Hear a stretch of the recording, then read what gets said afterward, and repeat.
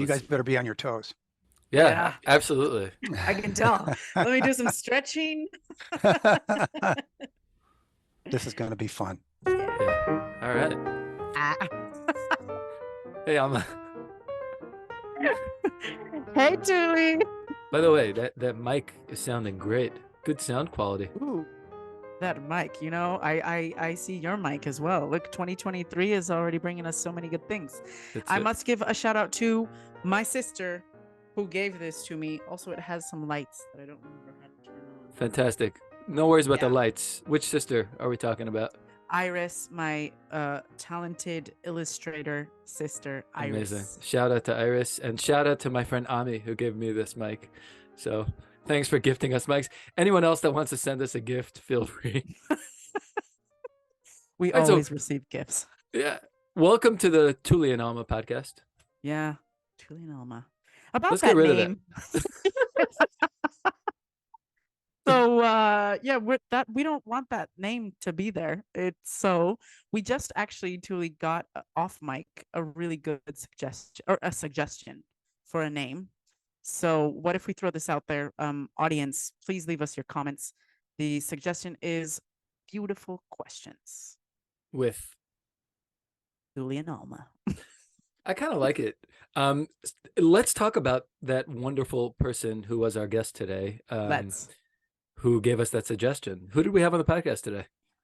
Oh, a beautiful human being named Truth. Eric Fridman, who is an executive coach, who also was our professor or instructor in our grad school program. But I think you have a few more things to say about him. He's great. He's fantastic. Yeah, Eric's incredible. I mean, I think the conversation will speak for itself. I'll briefly read just a very short bio about what Eric does. Not necessarily what, he's got plenty of qualifications. I mentioned, I threw this in the podcast that he has a master's in poetry that, people, and an MBA and lots of other things. So Eric is, Eric coaches executive teams and board members to lead with greater awareness, intention, and impact. His clients are professionals who want to improve the quality of their lives and the work they do by responding more skillfully to change in an increasingly complex world. His goal is to help individuals discover new possibilities for living and working in ways that encourage personal growth and professional success that make them more confident, focused, and productive in the work that they do and the lives that they lead. He is a remarkable teacher and a remarkable human, and I am so honored that he came on the podcast with us. Yeah, as am I. And it was a fantastic conversation. So I hope that all of you, dear listeners, dear learning audience, because we know that the people who are hanging out with us and listening or watching this are people who are also interested in learning. We learned a ton from Eric and had some beautiful emergent moments. So we really hope you enjoy this conversation with Eric Fridman. Okay. And you're already recording, I see. Yeah. Yeah, I just turned on the recording thing. That way I don't have to think about it and I can, start where we need to start. Awesome. Yeah? Okay. Everyone's coming in pretty clearly. I can hear you well, Eric. Can you hear us? Yeah, good. The audio's okay? Yeah, audio's good.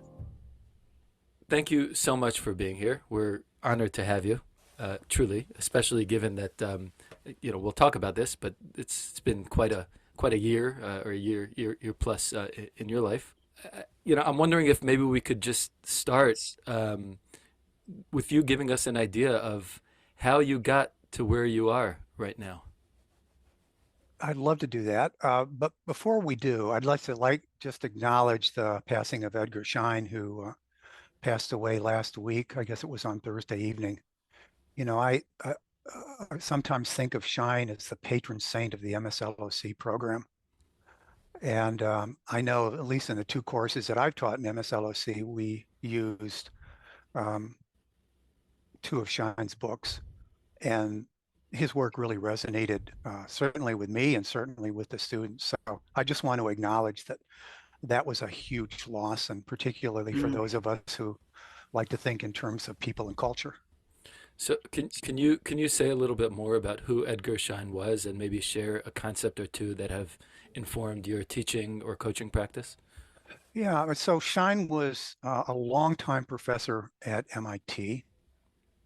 He was by training a social psychologist. I think he was trained at the University of Chicago, but he worked for many, many years at MIT. But I think what really distinguished Shine from most of his contemporaries was research that he did, qualitative research that he did by diving deeply into organizations and understanding how they created value systems, how they created artifacts, and how that culture is transmitted throughout the organization, and the impact that it has on particularly the well-being of the employees that work there. I guess the one concept that, and the one book that I just absolutely love is Humble Inquiry. Mm, I'm drawn to that as a coach, um, but this notion of humility as a foundation for building trust with other people, and and uh, and also as a foundation for productive collaborative work relationships has been really, really important to me over the years. Can yeah.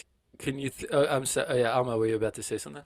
No, I was just gonna say that's one of those books. Humble Inquiry is just one of those books that I feel like I always have to go back to, and I'm gonna continually go back to because there's so much depth to it that I don't know that I even understand all of it just yet. And I think it's one of those books you can kind of grow with and Yes. grow into. Well, the Yeah. concepts more than the book itself. Yeah. Yeah.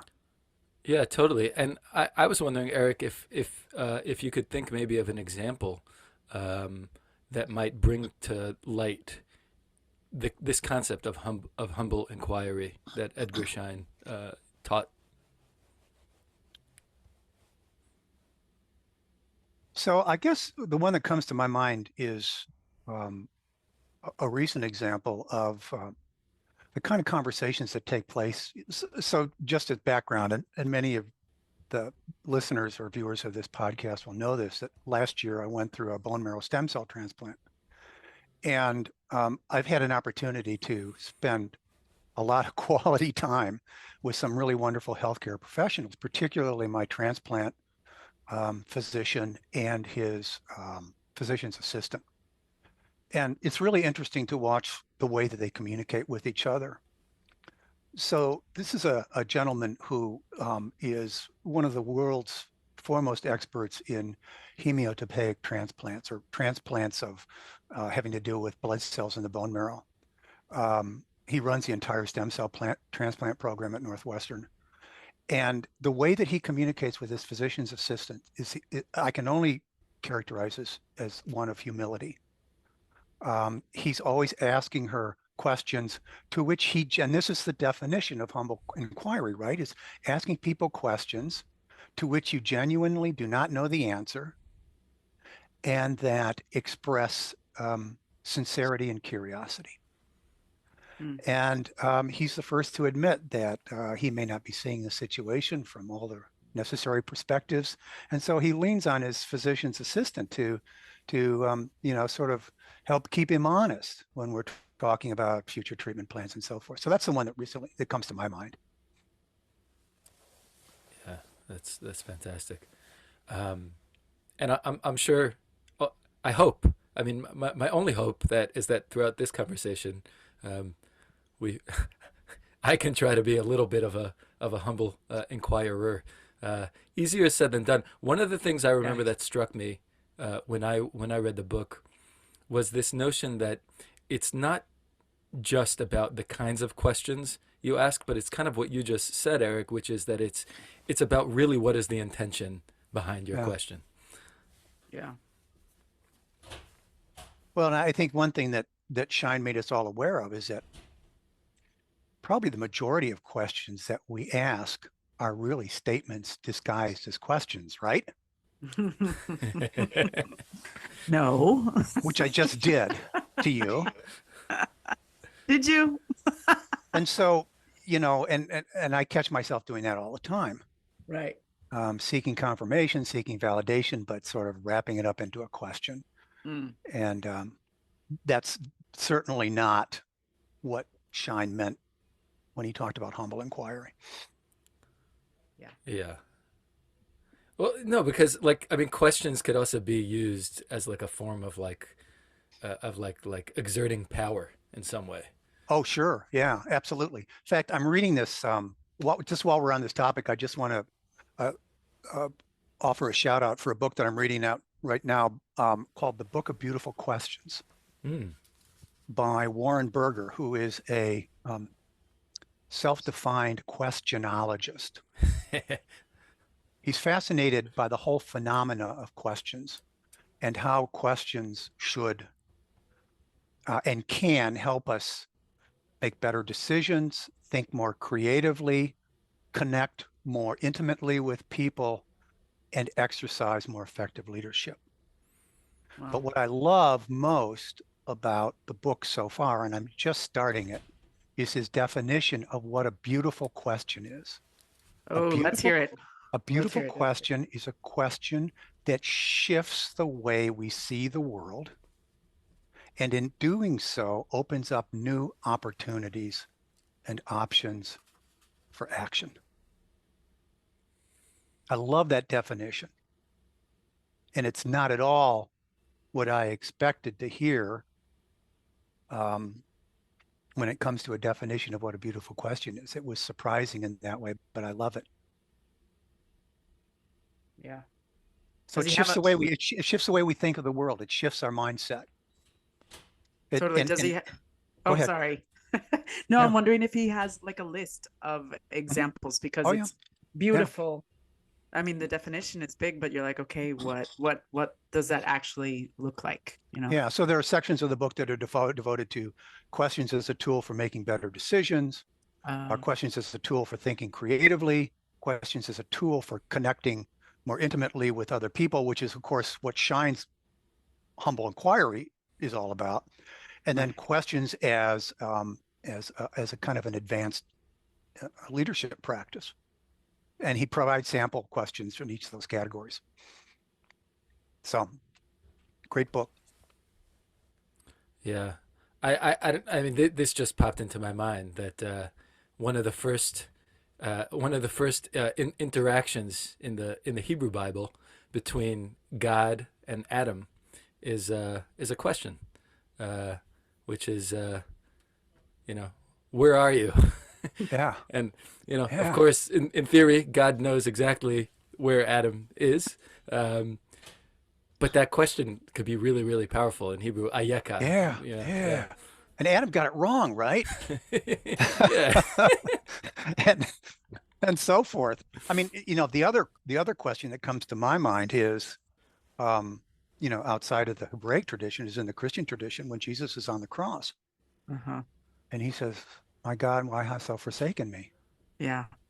Wow, really? Yeah. And look, both of those questions, even though the person asking the question actually, in theory knows the answer, right? God knew where Adam was. Jesus knew that he wasn't actually forsaken. And yet there's still questions to connect. And I'm sure Yeah, with many other purposes behind them, but that is yeah, that's kind of interesting to think about. yeah, Give you examples. Yeah, that's interesting, Alma. Like, there's a part of me that wants to, even though I know theologically this is so problematic, Yeah. but there is a part of me that wants to believe that they didn't really know the answer to those questions in some deep way, right? I mean, in theory, if God can do anything, God could also make God not know the answer to a question, right? Right. So, and maybe there are questions to which we know the answer, but we don't know why the answer is the answer. hmm, Mhm. And I think that was probably what Jesus was expressing on the cross, is he understood what was happening, but he wasn't quite sure why. Mm. And layers to it, right? Hmm. Yeah, Many layers. Like, where are you, Adam, yeah, is much more than where are you physically. mm, What like right, literally behind which tree are you hiding behind? Nah, he knew that. right. Right. But where are you in other ways, or where do you actually, Adam, where do you think you are? Who do yeah, you think you're in relationship with? yeah, You know? Yeah. So So one other question that I've, in an entirely different spiritual tradition that I've been mulling over, which is there's a form of meditation from the Tibetan Buddhist tradition called Dzogchen. And Dzogchen is different from most of the typical Buddhist Indian meditation traditions that originate in India, in that it aims to provide a tool for achieving immediate enlightenment. That's a pretty tall order, right? Yeah. Because we know yes. people that have meditated for decades and decades and decades still consider themselves to be mediocre. But the interesting question that is sometimes posed to students of Dzogchen is, what's here and now when there's no problem to solve? What's here and now when there's no problem to solve? So it's a way of unhooking your awareness from your problem solving mind and becoming aware of your awareness, sort of the kind of the redundant way to say it. But it's a very interesting question. I sometimes use it when I'm working with a client, and I can just tell that they are all wrapped up in their minds. They're just preoccupied with this problem that just will not go away and is apparently insoluble. And I will just ask them, what's here and now when there's no problem to solve? And it catches them by surprise a little bit, because it's difficult for us to imagine a mind in which there's no problem to solve, right? Because we're problem solving creatures. Yeah, totally. Anyway, I'll just throw that question out. Now that we've covered the East, both of the Western and at least one of the Eastern spiritual traditions, I think we've covered all our bases. Doing well. I want to get back to that. To and to some of the questions that you might ask your coaching clients and some of the ways that you approach coaching. But it might be beneficial to also kind of ask again, like, how did you get here? Yeah, Yeah. yeah, yeah. I completely avoided that question. Skillfully, yeah. Not Skillfully, not I for would any say. particular reason. So it began over the holidays in 2013, and I was sitting with my wife in the back room of our house. Beautiful. It's a 3-season room, floor to glass ceilings. We're looking out.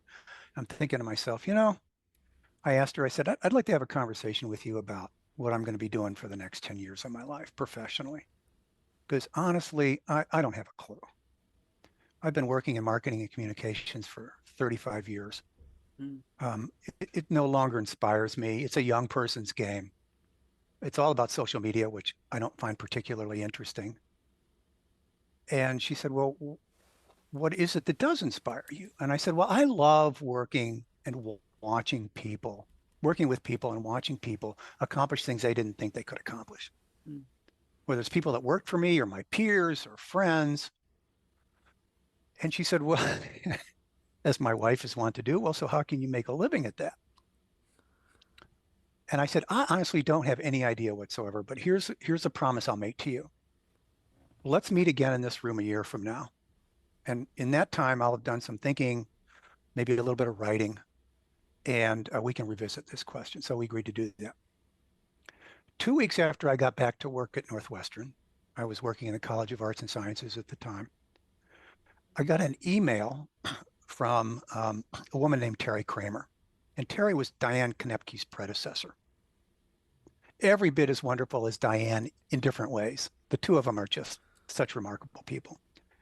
And it was an email that I think was sent out to all the staff members at Northwestern University announcing a new leadership and organizational leadership coaching certification program from the MSLSC program. And the new cohort was scheduled to start in 2 months. Now, I suspect they sent it to all the NU staff members because they knew that the quickest way to jumpstart a program at Northwestern is to offer a program that the university will reimburse participants for to the tune of about 85%. Oh. Well, I read that email and I thought to myself, this is a language I didn't have 2 weeks ago when I was talking to my wife about what I wanted to do with my life. So I immediately called Terry, found out what I needed to do to submit my application, and went through the first cohort of the OLCC certification program. And when I got to the end of it, I thought, I love this so much that I think I'm going to apply to the program and complete the degree. And I talked to Terry about it. She was enthusiastic. But then I got wet feet and I said, I'm of a certain age. Another degree really isn't going to make that much difference in my interest and passion for this topic. So I've got to figure out another way to keep learning. And one of the things I've discovered is the best way to learn is to teach. So over time, I nagged Ryan and John Bausch and Cecilia Barocas into letting me teach with them first in 451 and then in 420. So I guess I found a solution around paying a tuition to learn. This is a way of getting paid to learn, which is best of all worlds, right? Right. Yeah. But that's the story, right? That's the story. What were the classes you mentioned? 451 and what was the other? So- what were they about? The first course I taught was 451, Building Transformational Client Relationships. Okay. And I taught it with John Bausch and Cecilia Barocas. John has since retired from teaching. Cecilia now continues to teach it. I think she's teaching it now with Michelle Alba. Yeah. And I taught that probably 4 or 5 times. And then I love the material in 420, which is accelerating learning and performance, so much that I nagged Ryan into letting me join him as an assistant and continue to teach that. I don't teach 451 any longer, but I do still teach 420, accelerating learning and performance. Yeah. What about, I mean, there's a few things, of course, I know about you. What about your coaching practice? So you mentioned the certificate, but you have your own kind of executive coaching practice right now. Yeah. You did for many years. How did that come about, and what does that look like for you right now? Well, I went through the certificate program, and at the end of the program, the teachers in 454 announced that we were now coaches. And so I thought to myself, well, I'd better do something about that. So I started contacting people that I thought might be open to coaching on a pro bono basis initially. I was just coaching in the evenings and on weekends. I certainly I wanted to make sure there was no conflict of interest with my day job responsibilities for the university. And so over time, I started to coach a little bit more and more. And in 2018, in the fall of 2018, I just said to myself, I'm having so much fun at this. I really want to go all in. So left the university as a full-time staff member, and really doubled down on building my coaching practice. I have a wonderful relationship with Northwestern still. I teach in MSLSC, but I'm also a graduate of Kellogg's Executive MBA program, and I do high performance team coaching for that program. And I also am part of a wonderful group of 7 other coaches who coach Kellogg alums on career-related issues. So every Kellogg alum receives 5 free hours of career coaching a year. And so the 8 of us work together, and that's been so all of these 3 or 4 different activities, which are slightly different in terms of how I spend my time, but I think leverage the same set of skills. And that's as I talk to people, some of my clients who are thinking of retiring, but can't imagine moving to Florida and playing golf. They want to do something else. I say, well, try to find a portfolio of activities that you can pursue that are different enough to keep life interesting, but all sort of play off of the same set of skills. And that's worked for me, at least. Can we back up for a moment, because like I understand what career coaching is. In fact, I can use some right now. But what Couldn't we all? what I'm curious how you would define what coaching is. And I know that might not be the easiest question. I'm also curious, like, how does it differ from maybe what a consultant might do, or maybe what a therapist Yeah. might do? Yeah. So I think that our job as coaches is to help our clients see the world as it really is, not as they hope or fear it might be. And uh, that's easier said than done because, of course, as we all know, we go through this long history of social and educational and familial conditioning, Mhm. which instills in us certain values and certain ways of seeing the world and implies certain expectations about how we are to show up and behave in the world. And those are really useful for us when we're really young. They provide us with a sense of security and stability. I mean, we know that if we want to get fed from mom, we need to have a big smile on our face and be very accommodating and not cry and whine. That kind of behavior doesn't transfer over so well to when we're about to be promoted director in a corporation, right? Right. So, um, we are all attracted to certain things and repelled by other things. We have certain cravings and we have certain aversions in life. There are things we want more of and there are things we want less of. Hmm. And that shapes our view of the world and it shapes our expectation of the world. And the result is that we expect the world to behave exactly the way we think it should. So it satisfies all of our cravings and relieves us of all of our aversions. Mhm. Problem is that doesn't usually turn out well. Yeah.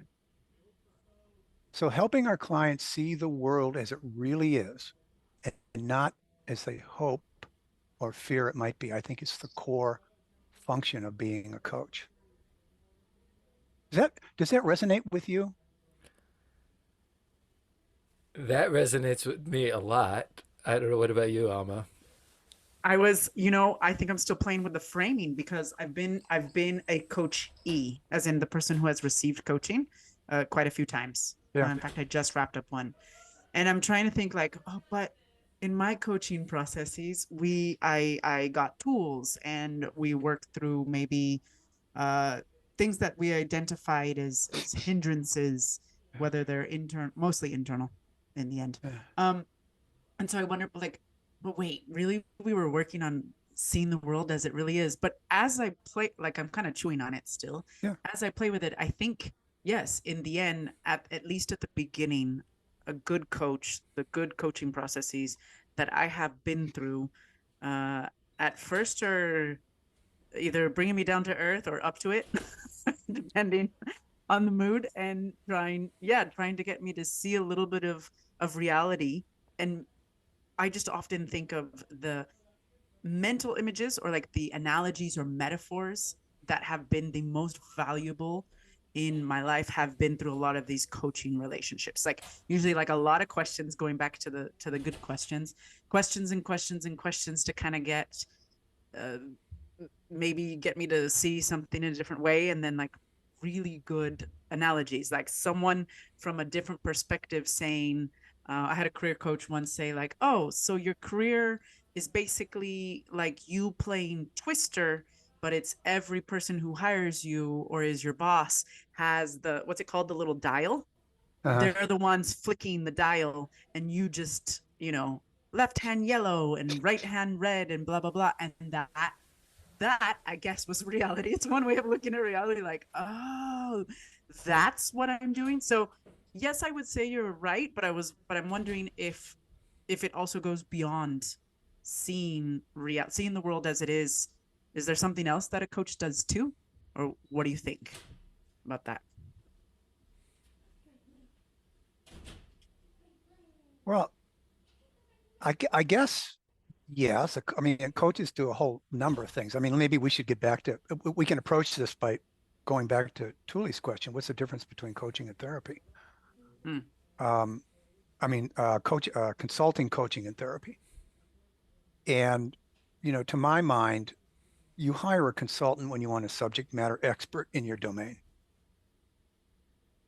Somebody, if you're hiring an IT consultant, you want to hire ideally somebody that knows more about IT than you do. Um, when somebody hires me as a coach, I'm really not at all concerned, at least initially, about understanding the industry that they work in or even the organization that they work in. I'm really interested in how they show up with me because I can generally make inferences, which are dangerous, admittedly, about how they behave at work based on how they behave in our coaching conversations. So it's like a little bit of a petri dish where you're sort of experimenting and sort of seeing how they respond to different types of questions and if they become defensive about certain issues or certain events at work. So you hire a consultant to be a subject matter expert who ideally knows more about the subject than you do. I think you hire a therapist because you've developed a certain psychological tendencies that are making your life miserable. And we're taught to observe a very, very fine line between therapy and coaching. And I have to tell you, I find it very, very difficult to stay on the right side of that line because what we do at work is really not a lot different from what we do outside of work. And the same obstacles and hindrances, to use your word, Alma, earlier, that get in the way of having a satisfying, meaningful life are the same hindrances and obstacles that get in our way of doing a good job at the office. So now in fact, this just happened to me last week, right? I'm working with a client who is about to step into a CEO role, family-owned business. She's got so much on her plate. She suffers from attention deficit disorder.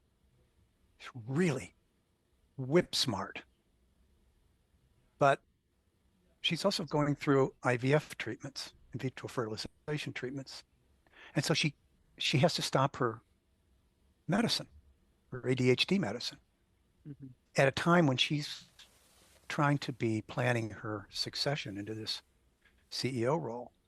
And, by her own admission, she's bouncing off the walls.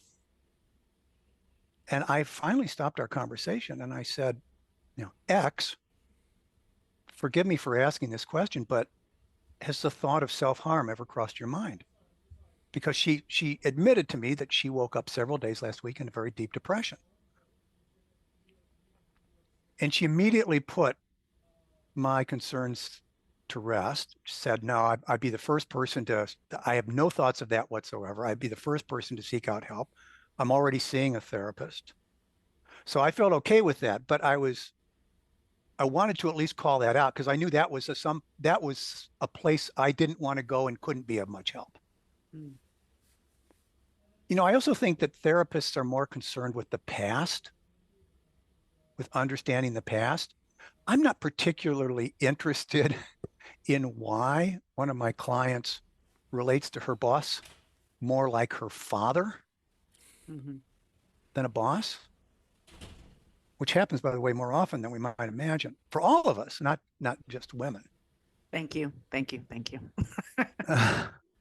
And I'm not that interested in how all of that developed, but I do hope to suggest to her that she at least be aware of that and explore that on her own or with the help of a therapist, but that is affecting the relationship that she has with her manager, Yeah. and that it would be a good idea to understand that better. Yeah. Does that make sense? So as a consultant, I don't have any particular industry expertise, but I think but as coaches, we bring process expertise. We know how to ask beautiful questions.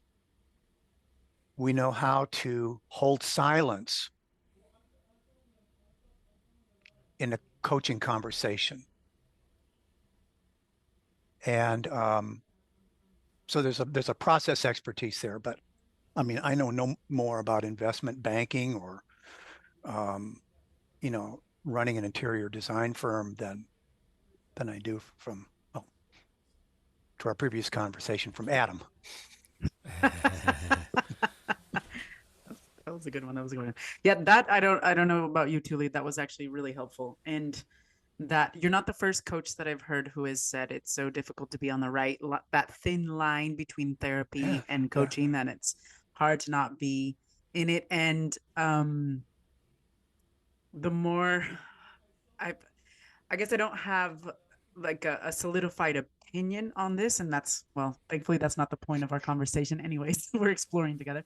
Humble But inquiry, yeah, Alma. yes, we're doing humble inquiry. But yeah. one of the things that came up is, so in you said something, I won't remember the exact words, but you said something really important, like, well, a lot of the things that show up in our everyday non-work selves and lives, the way we Yeah. relate to family members, the way we blah blah blah, also it's not like it's just gone from your professional life. And I think that, me personally, this took me a long time to realize. I kind of had, I don't know where I got it from. I don't know if this is a cultural phenomena or whatever, but I somehow at somewhere along the lines kind of thought that I could compartmentalize, and that I could that these are issues that I deal with, I don't Yeah. know, the opposite sex, or with my mom, or with blah blah blah blah blah, like, or this is a finance thing, like this struggle that I have is limited to this one or two little boxes in my life. I'm not bringing it in to the workplace. Into the workplace, I am almost not a different persona, because I didn't feel that I was disjointed or like Right. a puzzle piece of a human being. It just seemed kind of logical to me that um that there's a certain set of norms and ways of being and doing at work. And yes, of course, I might bring my personality, but not necessarily my struggles. And one of the Mhm. coaching processes that I went through um, was kind of a slap in the face just very recently, because I realized, like, oh, I tried so hard and was really convinced that in my professional life, I was more empowered. And now through this process, I realized that, okay, yeah, there are more boundaries when you're at work. Maybe you're not going to go as deep in your conversations with people, but yeah, the tendencies that you have as a human being are going to manifest and show up in different ways in Yeah. every arena of your life. And so I wonder about this. That's, like I said, that's just a reflection. But I wonder about this in the context of like organizational change. And a question that I have for you, um, Eric, is, so you chose coaching as the your recent path to bring about, or to help. I'm inferring this as like a purpose, the reason you want to do it. But how do you, given what we just talked about, and this idea of organizations or people within organizations being better humans at work and treating each other better, um, why did you choose coaching as the path towards that goal? And correct me if I'm wrong, of course. I'll answer that question, but I also have a question for Tuli on this previous topic that we were just talking about in terms of um, work outside of life versus work inside the office or wherever we're working these days. Yeah. Work inside the coffee shop. Yes. So, I've spent 40 years working in organizations.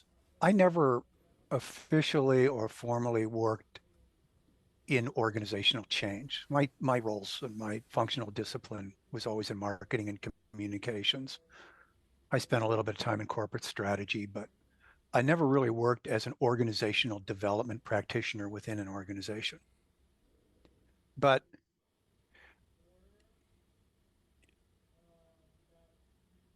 one of the things that I've learned is that when we work with a client as a coach, we learn so much more about ourselves. And, that's why I always say, I always, people say, what kind of clients do you want to work with?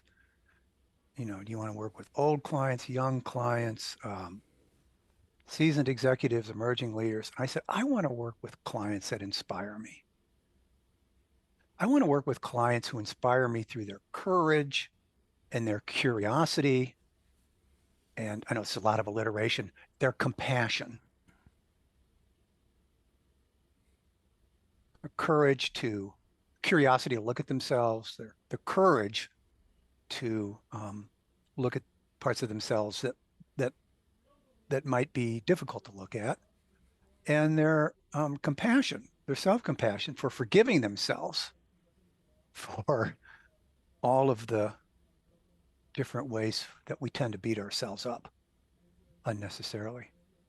So I've always felt that working one-on-one with another individual is, I guess, somewhat self-serving because I just get so much more out of it. And the opportunity to create that relational field of presence where you are both completely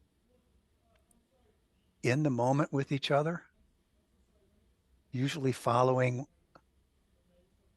an offering of a beautiful question, is just, it's incomparable. So I don't know if that answered your question. I interpreted your question to be, why do you like working one-on-one as opposed to working within an organizational context? Was that your question, Alma, or did I misunderstand it? No, that was definitely part of it, kind of to Okay. understand what Yeah. drives you and Yeah. why you're a believer in Yeah.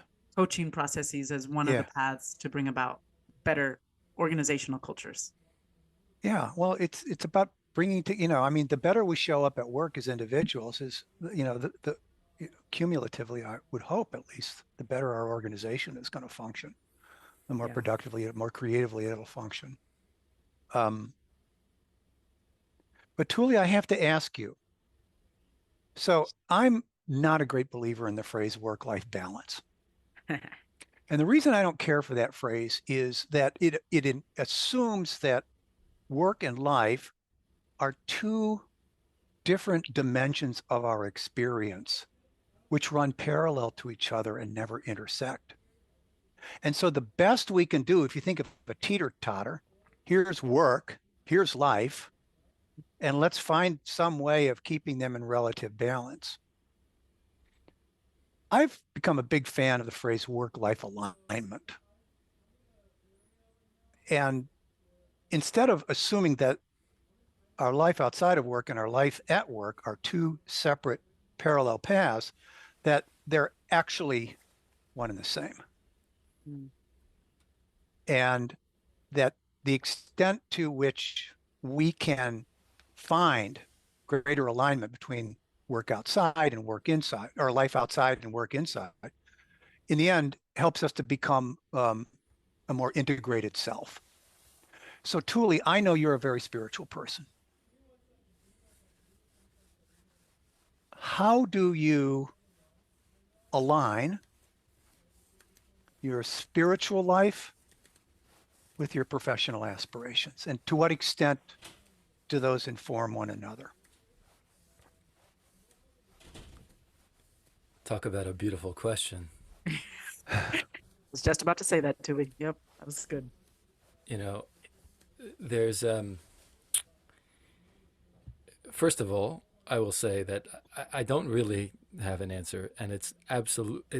That is a question that is so much better than any answer I could provide. Um, Mm. and I will say that it's a struggle. Okay, so that's the first thing to say. Um, there's a great scholar that I admire, who lived in New York, and I think he died in the 1980s, and his name was Isaac Hutner.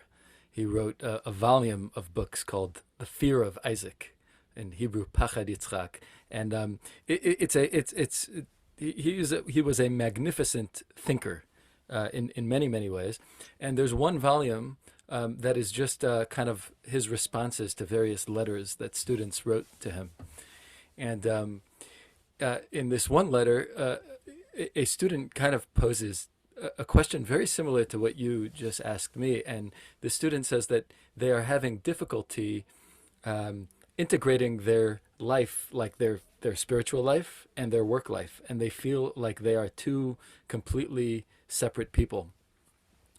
And this rabbi's advice, Rabbi Hutner's advice, was don't live a double life, live a broad life. Hmm.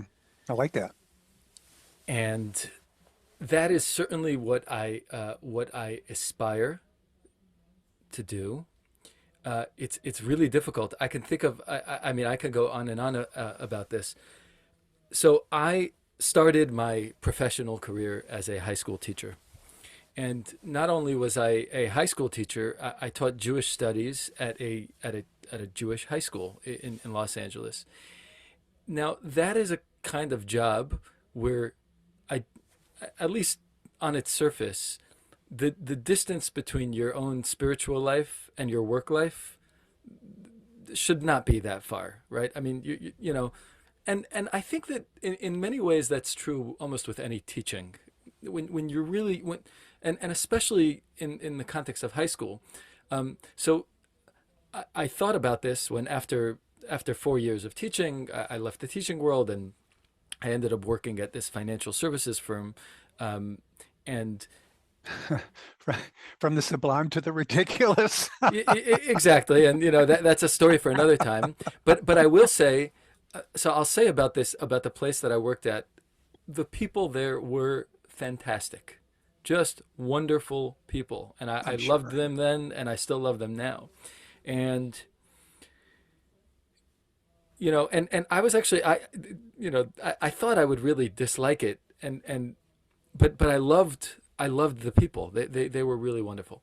But I remember sitting there one day, and it was a Friday afternoon, and I was finishing up whatever I was doing, probably preparing some forms or transfer. I don't even know. Who knows? Something mundane but important for the running of the business.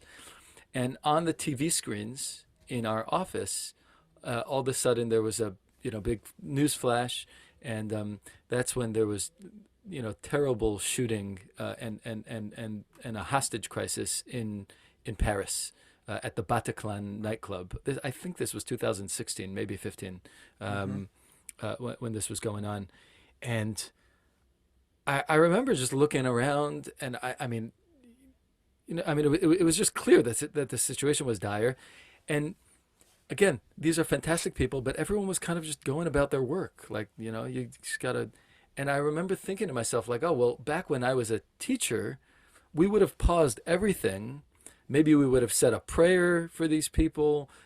At least we could talk about good and evil in the world. We can have a conversation. We could really embody what is happening. And that was a real struggle for me. That was kind of a moment where I felt like my inner spiritual life and my actual work life are in complete odds with one another. And it was a very difficult feeling.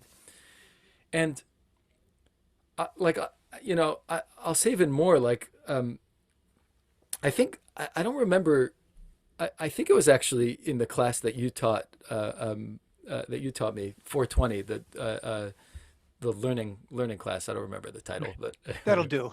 yeah, That'll do. the learning class. This is, by the way, Advancing. Ryan and my Yeah. worst nightmare, right? Is that, oh yeah, 420, something about learning. Yeah. Yeah, exactly. Exactly. Yeah. 420 learning. And, you know, 420 has a different meaning here in Los Angeles, but Yes, you know, I understand. So I think I even wrote a paper about this because I've had this struggle, and again, this is a whole other conversation, but about whether or not I should wear my kippa, my skull cap, which I am wearing right now, whether I even wear that or not in the workplace or in professional environments. And again, a whole other conversation, but I've more recently, even though for a long time I did not, I've more recently felt that it gives me at least a feeling of, well, this is who I am, and just more of a feeling of alignment Yeah. in that way. So that's a very, very long way of saying that it's a great question. Yeah. Well, and it's not, you know, the fact that you don't have an answer to that question isn't at all surprising. I mean, I just reminded, you know, the poet Rilke once said that there are, you know, there are questions that can be answered and questions that can only be lived. And that's probably one of those questions that you have to live. And I think what he meant by that is that there's never a definitive answer. Your answers are probably continually evolving if there's any answer at all.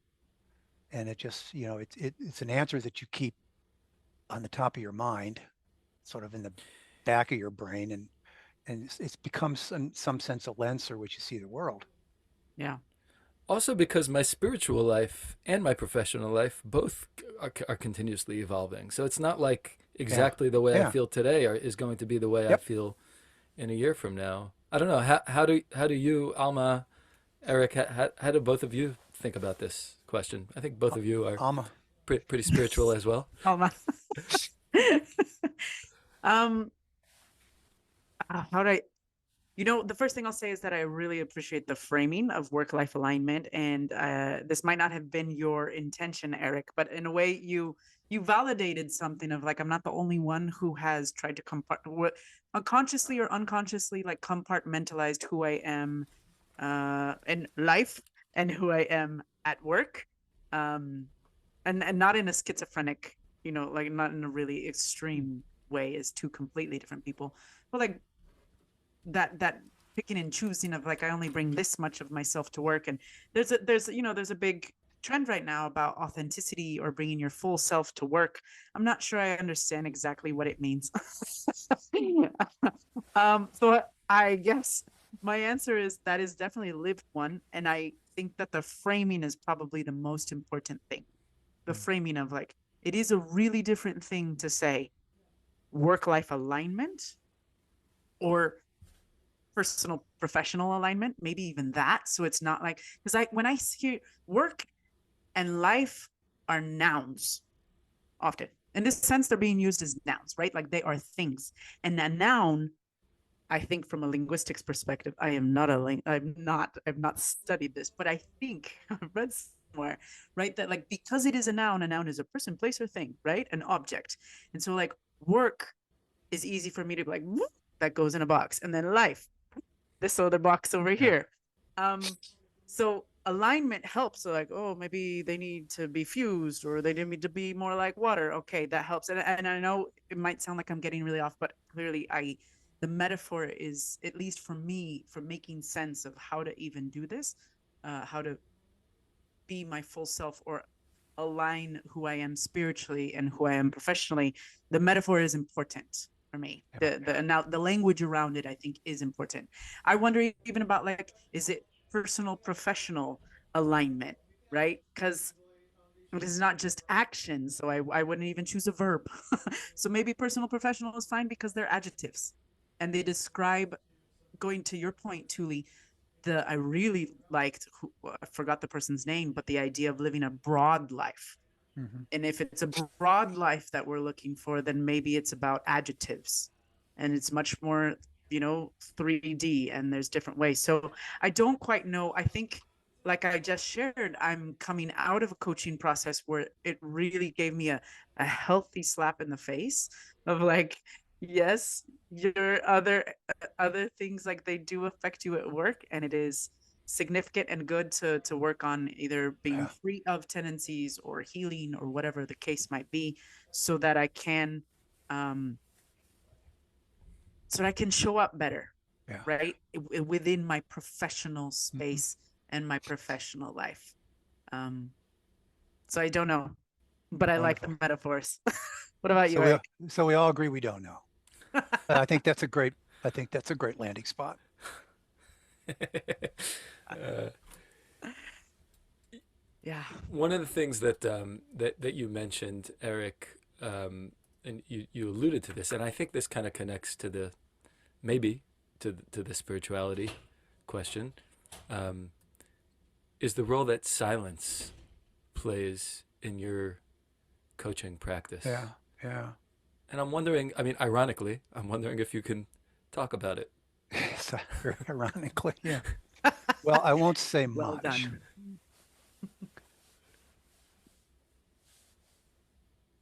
So there's this really wonderful quote that I came upon at a silent retreat that I attended 4 or 5 years ago.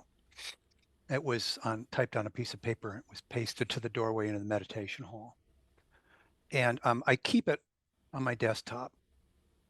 And the quote is from an Irish theologian and poet by the name of John O'Donohue, who died young in his 40s, probably. I think he died in the early 1990s. And the quote says, often secrets are not revealed in words. They lie concealed in the space between the words or in the depth of what is unsayable between two people. When I read that quote, it just absolutely blew me away. And, that led me to start thinking a lot about silence generally, but also silence within the context of the coaching profession and how we coach our clients. And, I think it's, uh, I think it's time that we reconsider the way we think about silence. I think our tendency is, to reference Edgar Schein again. One of the wonderful quotes from his book Humble Inquiry is that we live in a do and tell culture. We're obsessed with telling everybody we know everything we know every chance we get. And No. I think that silence is not an absence of communication. We think about it creatively and imaginatively, but it's a tool that we can use when we suspect there's more to be said than words can convey. It's another channel of communication that um, we use to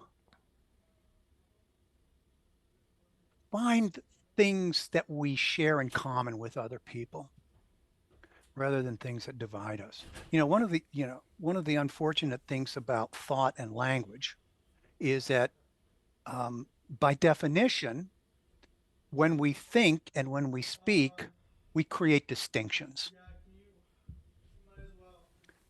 And those distinctions tend to separate us from each other, no matter how much we're having a conversation about ideas that we have in common or we share. The fact that we're using language to communicate with each other sets up a whole series of distinctions between space and time and self that separate us from each other, not necessarily in a divisive way, but separate us from each other. But when we are able to tap into the silence that precedes thought and language, just sitting with someone, being with someone. This is something that hospice workers have learned over the years, is that sometimes the best way to attend to the dying is to simply sit in silence presence with them. And it's tempting for new hospice workers to always worry about, what am I going to do? How am I going to help this person? Do I need to get them a glass of water? Do I need to hold their hand? What do I need to do?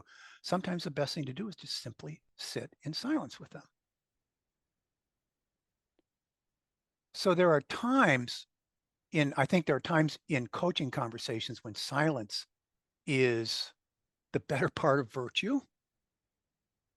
A couple examples that come to my mind. When we are tempted to start sympathizing with our client and begin to lose our objectivity as to providing the best possible advice we can possibly provide the client, even though it may not initially be well received, but to tell truth to them. When we fall into the habit of thinking that clients are machines that need to be fixed rather than human beings who need to be loved. Other examples. Whenever we are tempted to start evaluating our clients or identifying and speculating about the motivations behind their behavior, that's a good time for us to keep our mouths shut. So I guess in the end, in particular, maybe this is a fourth way, which is whenever I sense that a client is in transition, either through the result of wrestling with a beautiful question or stumbling upon an insight that comes out of a beautiful question that has shifted their view of the world slightly, it's always a good idea to err on the side of silence, to give them the space that they need to process this new information. Because our tendency is to perceive that insight beginning to glow in the client and to want to help it emerge. And that's probably the worst thing we can do at that point. I wonder, so this is super interesting. It's brushing up against a lot of paradigms that I have. Right? So I'm like, and I want to push back, of course, in a good way. But Yeah. before that, I think I'd like to understand better, because I don't know that I can't say that I am a person who has learned to use you called silence as a communication tool, as a tool for something else. Yeah. I've often perceived and seen silence perhaps used as a lack of communication, and it causes problems, like when Yes. you're talking about communication within organizations, silence Good can point. be very deadly. And that I know, of course, I'm coming from a consulting background, right? Yeah. Leadership development. And often if there is silence, it was abusive. It was, it wasn't positive silence. So before I push back, I'd actually really like to hear, could you tell us a story, a moment of when you were able to use silence as a powerful communication tool? As you're thinking about that, could I would just want to react to something you said, Alma, because what occurred to me, like you talked about, let's say sometimes a silence in an organizational context that might point to something unhealthy, like an uncomfortable silence. To me, what I heard is that silence is not nothing. It's not nothingness. That's right. Right? Silence, I mean, there's something happening there. And even that kind of silence could be extremely important and extremely powerful, if someone like Eric walked into the room and used that silence or held that silence in some way. Like, because I'm in my mind, I'm also trying to think like, this is fascinating. That means silence is not just this kind of silence. I can't necessarily do it alone. I need someone else there to hold the silence for me. I don't even know what those words mean, but that's what it seems like. Yeah. Anyway. Well, yes. Wow. So Alma, you are absolutely right to bring that up. And silence can be an egregious failure of responsibility. Yes. That's what I have often seen. Absolutely. And thank you for bringing that up and making that point. Because particularly today, I think, given the culture and the society that we live in, silence can be a deadly sin. I guess I was talking about it more in the context of, well, I was talking about it in the context of observing, building a practice of silence into our own lives through Okay. self-reflection and meditation or contemplative photography or prayer, however you choose to define it. But also when we are in a one-to-one coaching relationship with another person, or when we are in a conversation with anyone who we care deeply about and whose growth and development becomes our concern, silence can be a powerful tool for extracting the secrets that that quote referred to that I read to you earlier, extracting the secrets and bringing them out into a shared safe space where they can be examined, confirmed, or if necessary, discarded. But and the phrase just came to my mind, social silence, not social science, but social silence can be deadly. Mm. Absolutely. So I'll give you an example of, this is not a coaching example. This is an example from my family.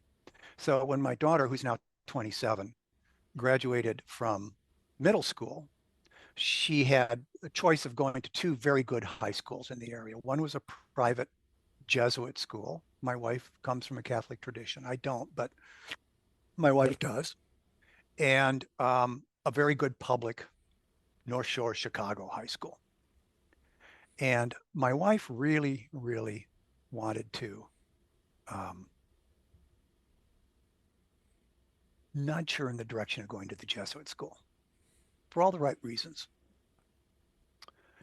And the more my wife nudged, the more my daughter resisted. So I finally sat down and I said, maybe acknowledging your good intentions, maybe the best way to get her to choose the Jesuit school would be to take yourself out of the conversation. No guarantees. She may opt to go to the public school. Either way, she's going to get a great education. But I was just looking at it from my wife's point of view and what she wanted to accomplish and achieve. So within 3 weeks of that conversation ending, my daughter did a complete 180 and said, I don't think I want to go to Glenbrook South. I think I want to go to Loyola. So it was that space that we created for her. When we were engaging with her in conversation, we were just creating noise. It was the space, the silence, the stillness that we created for her to think through what it was she really wanted that led her to the decision that she made. And we would have been okay with whatever she chose to do. But Tuli, it's that relational space that sits on the table in the coffee shop between the client, between the coach. We have a very complicated relationship with silence. Think about all the different ways we talk about it. Um, we talk about a uh, pregnant silence, suggesting the creative capacities of silence. We talk about silence is golden, acknowledging that there's a great deal of value to silence. We also talk about a deadly silence. And I think that's at the very root of our discomfort with silence. Because silence reminds us, without getting too philosophical about this, reminds us of that great silence that comes to us at the end of our years. And it makes us profoundly uncomfortable. Which is why I think that people that we know who are insecure, generally speaking, and are not comfortable in their own skins, tend to talk a lot.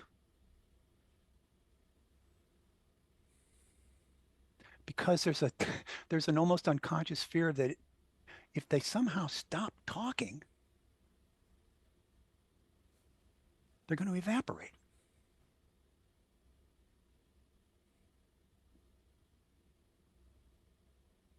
At this point, I'm going to stop talking. a lot said about silence. There was there was a great teacher who lived in Jerusalem, passed away a few years ago. His name was Moshe Shapiro, also a great rabbi, great thinker. And the story is told. I used to when I studied in Israel for a few years after high school, and I used to go on Thursday nights to go to go study to go hear his classes. I mean, there were hundreds of people there. It wasn't anyway. The story was told that at one point when they came out with the kind of tape recorder, because people would record the lectures. At one point in the advancement of technology, they came out with a tape recorder where when the person would stop talking, it would stop recording, and that way it would kind of take away all the pauses. And it was kind of great because you could save space on tapes and all that. And when he heard about this, he said, no one is allowed to record my class with that. He said, if you miss the silence, then you miss my whole lecture. Yeah. Yeah. Wow. Well, that reminds me of that great quote from the composer Claude Debussy, who said, music resides in the silence between the notes. Ooh, I didn't remember that one. That's a good one. Wow.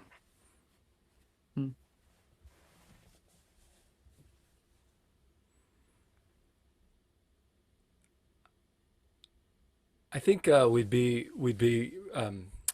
remiss, like not to kind of save this for last, but I do want to talk, if you're comfortable, the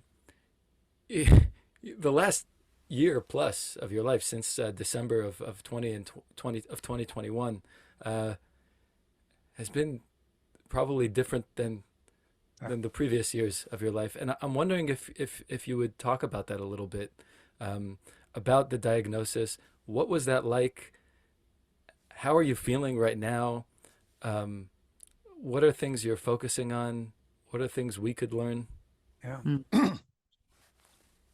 So on December 23rd of 2021, I was diagnosed with a very rare form of bone marrow cancer called myelodysplasia.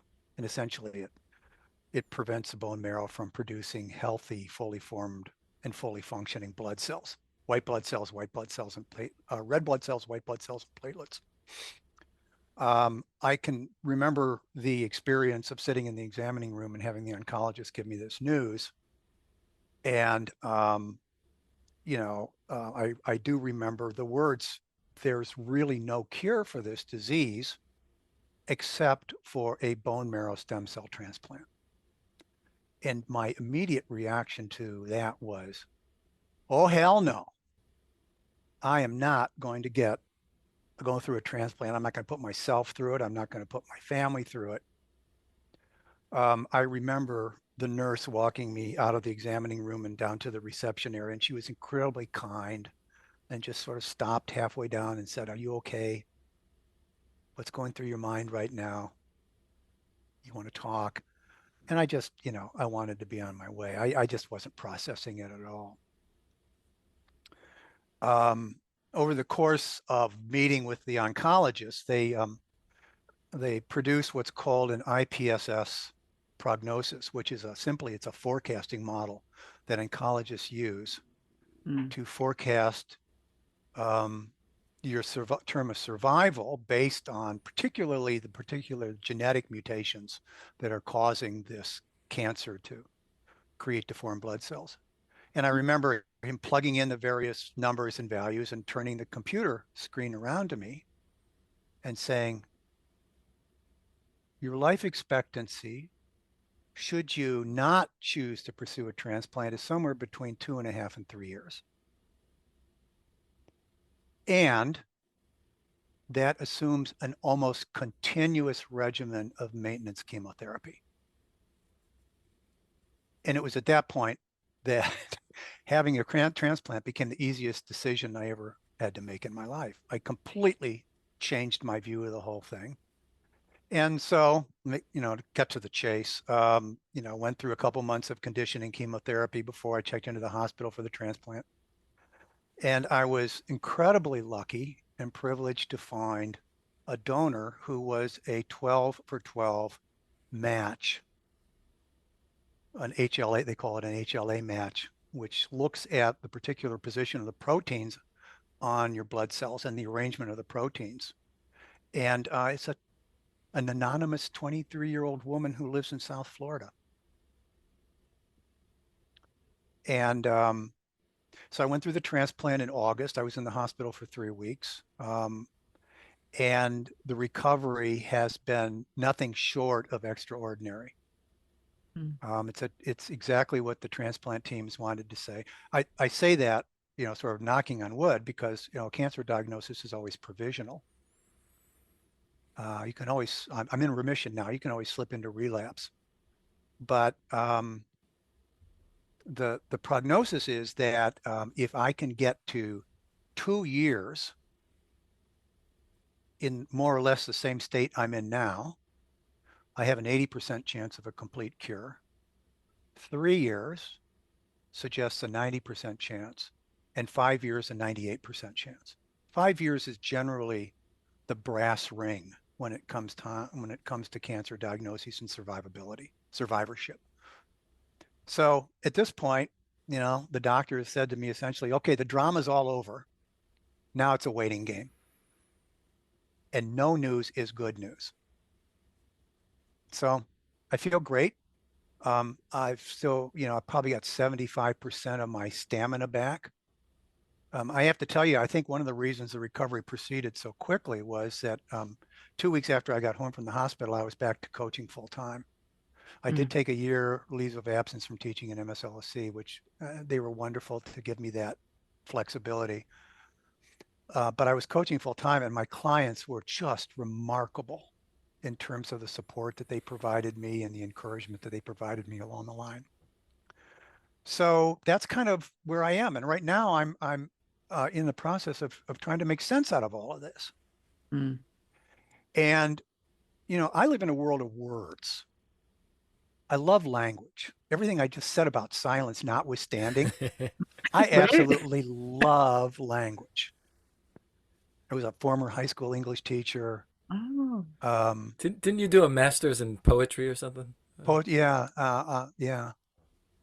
Wow. And so but that's that's my go-to way of making sense of the world is through language. And I thought, this is an opportunity to try something different. So what I decided to do is I was looking at my LinkedIn profile page, and the headshot is 10 years old. It's this very, sort of serious looking guy in a blue blazer standing in front of Millar Chapel on the Northwestern campus, gray stone wall. Appropriate for the time and the image I was trying to convey and where I was in my life. But I looked at that and I said, my God, this doesn't sit right. So I decided to get a new set of portraits taken. And I found a photographer in Chicago who's also a coach. Yeah. And he uses coaching methodologies and tools to draw out the essence of the subjects he photographs. I love the name of his company, Unsolicited Pitch. It's Badassity Brand Photography. And his goal is to find out the badass in you and bring it out in his photography. Phenomenal. Yeah. Badass. So I've been What a working brand. with him, and we've gone through a series of exercises that we just had a conversation for about 2.5 hours yesterday, talking about how I interviewed about 10 or 15 people, and wonderful questions. We can close on questions, right? The Right. questions he asked me to ask them, and these were colleagues, students, clients.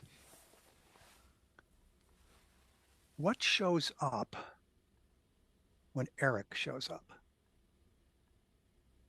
What comes into the room when Eric comes into the room?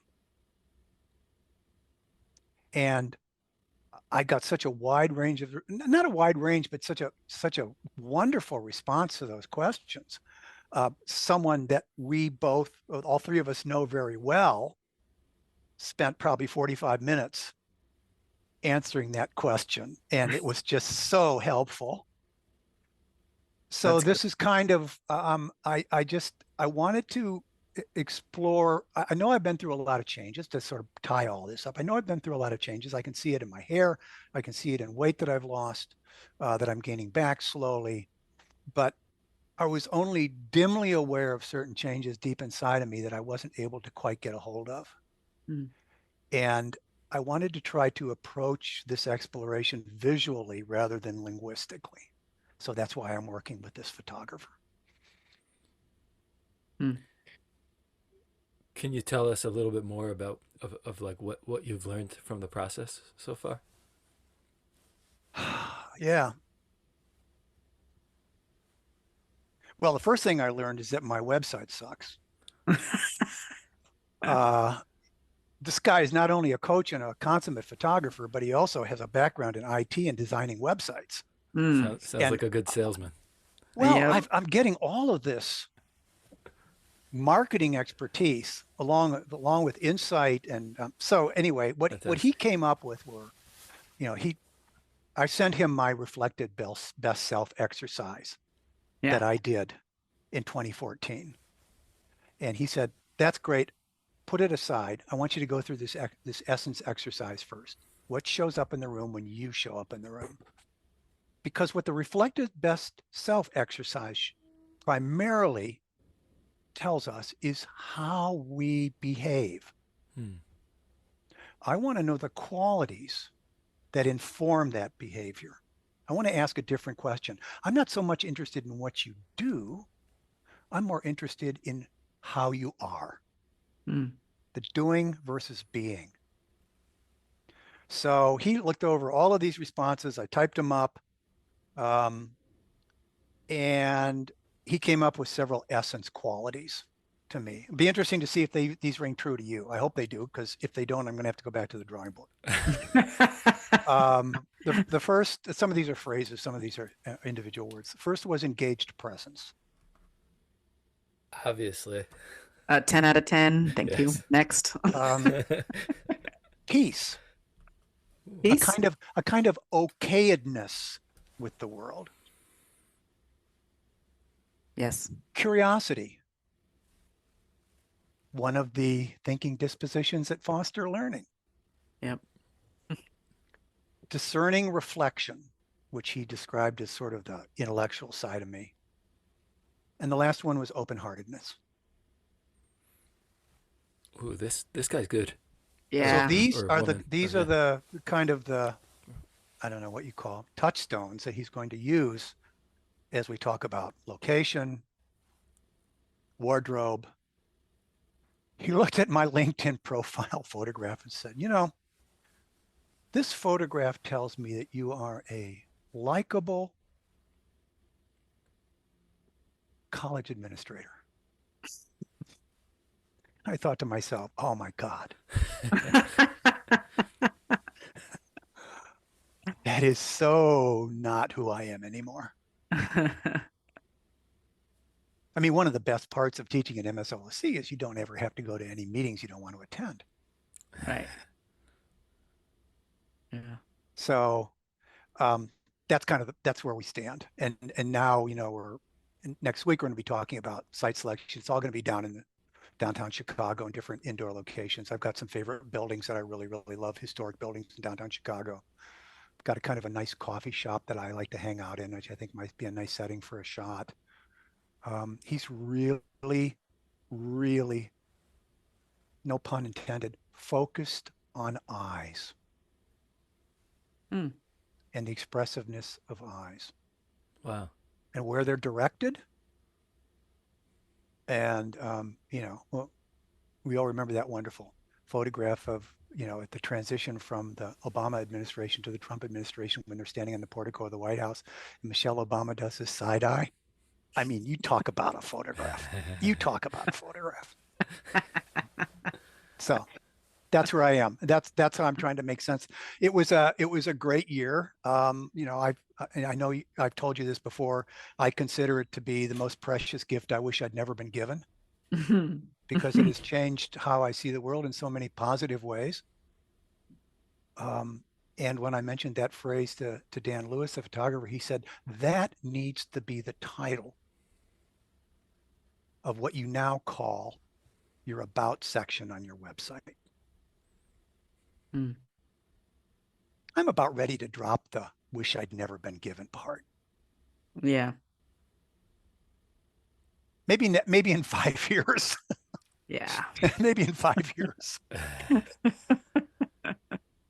Take your time. Oh, Yeah. this has been so much fun. Yeah. Well, Eric, thank you so much. You know, I can, you know, I'll speak for myself, but I think I could speak for all of your students and the people that know you. It you know, certainly was worth the price and more that I will be paying for, hopefully not too long, to MSLOC to get to meet you and to continuously get to know you and learn from you and alongside you is a true gift. And I'm so thankful that you came on to talk to us on this podcast, and I hope that you'll do it again. Yes. Yeah. Well, there are a lot of wonderful people to talk to in this program. Students, alums, teachers, administrators and staff members. So you should not be short of subjects. And by the way, the price is not that high. When we get together, all I ask is that you pay for my breakfast. Well, no, I'm talking about the price in student loans for I MSLC. understand. But yeah, paying for breakfast, the least I can do, of course. Yes. That's great. Yeah, and I can't wait to do that again very soon. Yeah. Alma, I've had the pleasure of eating lunch or having meals with each of you independently, but I've never had a chance to sit down with you together.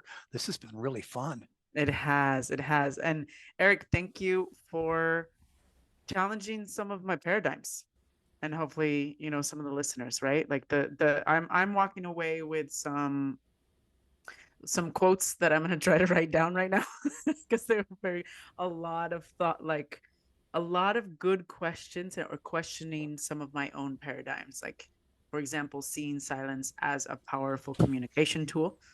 That one. And then the professional personal life alignment, or the work-life alignment. I think that was also fascinating. And then how all of this just ties into what it really means to show up, to show up at work in a way that really contributes to building healthy workplace cultures. And my bias lies there, right? Yeah, good. And to show up as a badass. And as a badass. Oh, I like that. Yeah, that little bit on personal. I mean, we didn't call it that, but it is personal branding. And it's a fascinating process you're going through. Yeah. It's really cool. Well, You'll have to share the results. Yeah, I will. Please. You'll probably see them. Thanks for your time tonight. All right. I really Thank you enjoyed so it. much. All right. Take care. Bye, Eric. Bye-bye. Thanks.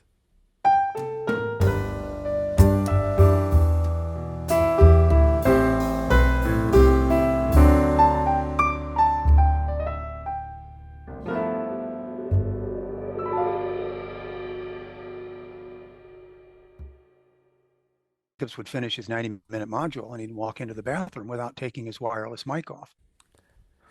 And all of the various sounds of the men's room were transmitted loudly and clearly back into the classroom. That's awesome. Oh my goodness. So I'd really like this to be a conversation, guys. yeah.